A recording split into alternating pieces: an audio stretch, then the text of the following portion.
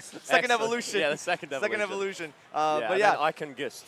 Anyway. either way, like yeah. So Tarik is incredibly talented playing a Greninja, right? It's something that we don't see too often. But another one of those character specialists that you mentioned. In this situation, you have disjoints. You kind of play a little bit similar to a Swordy in many ways. You still have some stubby arms and legs that you're using to attack, but these are some amazing combos. You can always find that these multi-hits can get you very far in this. Oh, absolutely. That big body to play with. I know it's cheesy, but goddamn, that R.O.B is going to be real combo food. And that was, what, 25 seconds? Oh, yeah, definitely. Less than 25 seconds. It feels like Tarik right at home, even here in the UK. Lumen showing that you got to plant your feet or plant that, whatever R.O.B has, and then throw out the gyro. Your base. Play the zone. You got to play the zone, but right now, Tarik is just absolutely crushing this neutral. My God, Jesus, this is so oppressive right now. Tarik just unable to allow Lumen a second to think. Going so deep off stage, more than happy. High or low, he'll be there, rain or shine. This frog is going to be barreling down at you with nothing but pressure, as finally a little bit of control coming in the sense of Lumen right there. See if we can get any gyros coming, but a Mr. B reverse. I think he might be shaky there, Nerf. Exactly. Now the Nerf's starting to play out. He does get a clutch back air, but it's, you know, from side to side, it won't really do anything just yet. A little bit of misspaced back air there as well, allowing Tarik to get a clutch grab. Now he's got gyro to set up for an edge guard. This is tough. You try to go for a little bit of a greedy approach. It's better just to grab ledge and try to go with a new, like a regular get-up option. Yeah, it certainly is. That would be the play, but just so hard to it's so hard to strategize on the fly, especially with a character so quick and so rush down as Greninja. It's just hard. Sometimes you just got to rely on instinct, but then that can be punished. It's just a real catch-22 of a nightmare of a situation. Okay, still not able to get the up throw kill here on the platform. We know PS2 has low ceiling, so you're hoping that that's going to pan out, but amazing DI from Tarik allows him to get more. He's going to get drag downs as well, leading into string after string. The up airs are completely destroying Lumen's final stock. That's true. Slowly we're getting there. The damage is not crazy right now on the side of Lumen, but my goodness, just look at those three little frogs chilling out in the bottom left there, Nerf. So confident. Hard to say. Finally, we get something here. The crowd's just like, yay. Like, oh, God, here we go again. Like, yeah, he took one. Okay, now what? Well, if you can take one, you can take another. three. Exactly, right?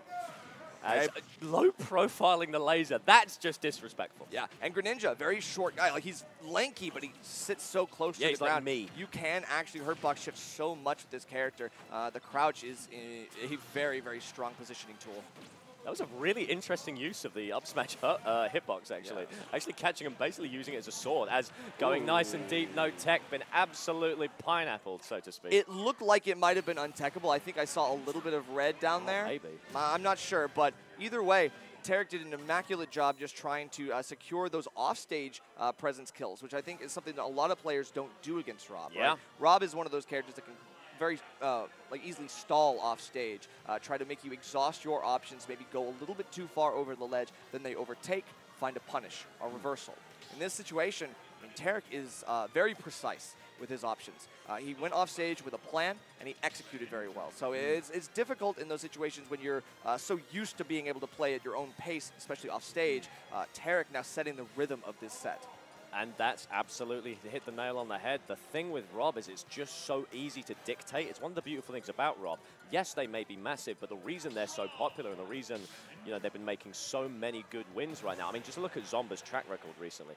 The fact that R.O.B is so multifaceted that you can just shift and dictate the pace of the game however you want with gyro, with nair, with these long aerials that allow you to control space. It's great. You get into that habit. You get too comfortable in being the one in the driver's seat. But you know what? Tarik's come over. He's taken control. And now we're in the game too, and it's just not looking any different. Yeah, from go, he instantly goes in with a full rush fair. And you can see at the very beginning, Lumen's just trying to fire off a laser saying, please get away from me. It's already too late. Oh my God! And of course, you can angle that counter, by the way. So if you are that close to the top blast zone, well, there's only one way to go, and it's up. I think Lumen's just sat there with like a Sharpie, just marking bits on the screen that says, right, okay, I can go here. Nope, all right, cross it off. Maybe here, nope, I'm not safe up there either. Oh, God.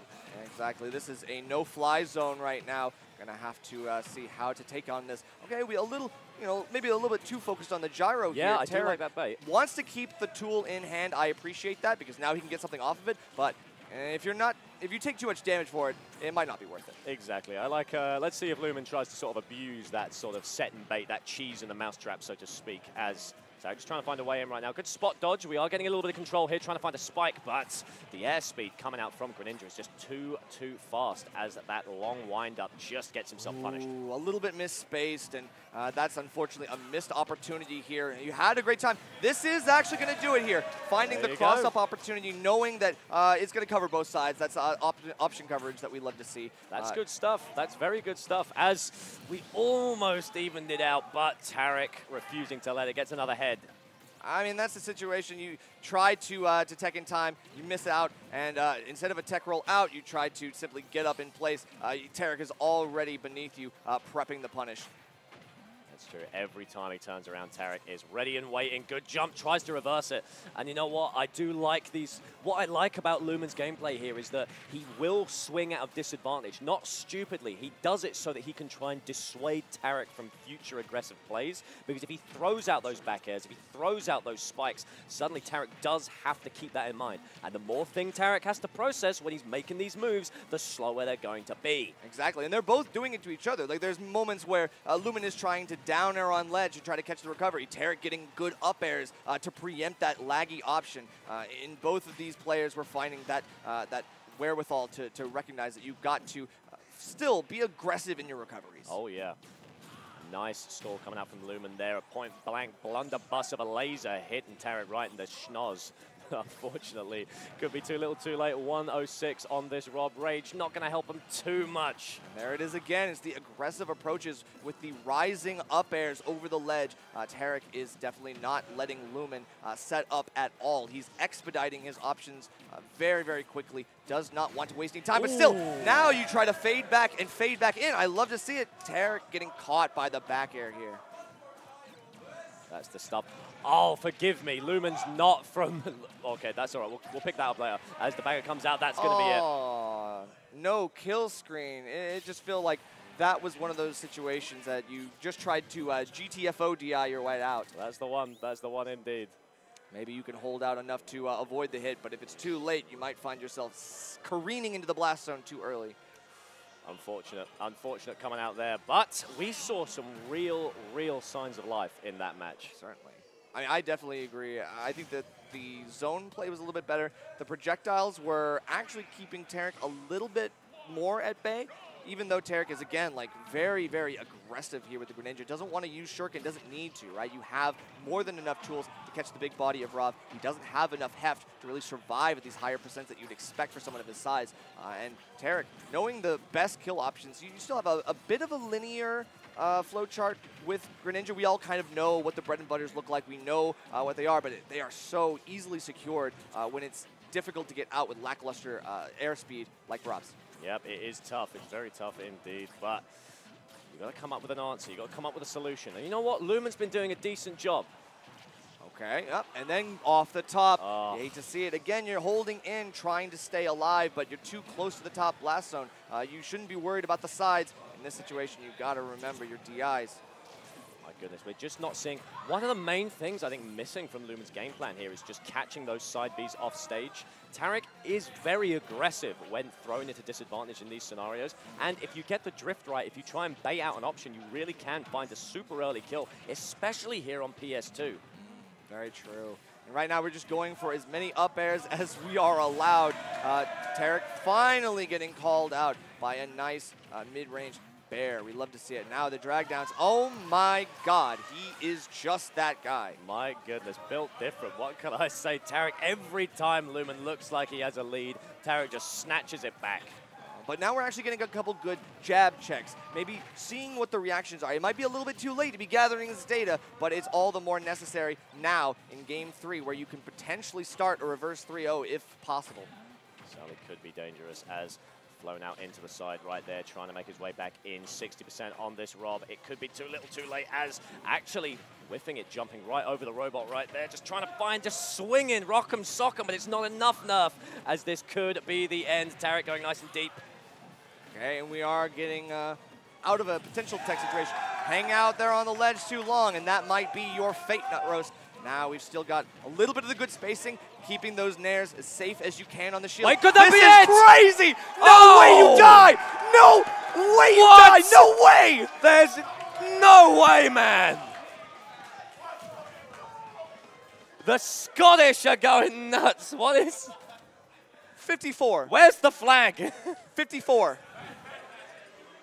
Yeah, I think I mentioned at the start by accident, I said Brighton, but then I heard the roar of the Highlanders behind me, and I was reminded. Oh my God, the dark clouds rolling over Brighton, and it feels like Tarik getting caught in the wrong situation. The last thing you want to see, gyro in hand, R.O.B with those combos, the side B to finish it off. What a finish to game number 3. Is this the chance that Lumen needs to make the upset of the whole tournament, perhaps? This could be it. It could be doable. Right, lock in. Let's huff. Hang on. Let's huff some copium and let's get in there. As we're starting off, Tarik can't be happy with that one at all. Oh no! All right, easy. All right, 20 more percent. Maybe that'll work. He does not want to play around with too much fire here. He knows how dangerous R.O.B can be, even at these lower percents. He's going to try to do his best to play it a little bit safer, I hope. The same level of aggression that we saw in that last game, I think was doing more harm than good towards the end.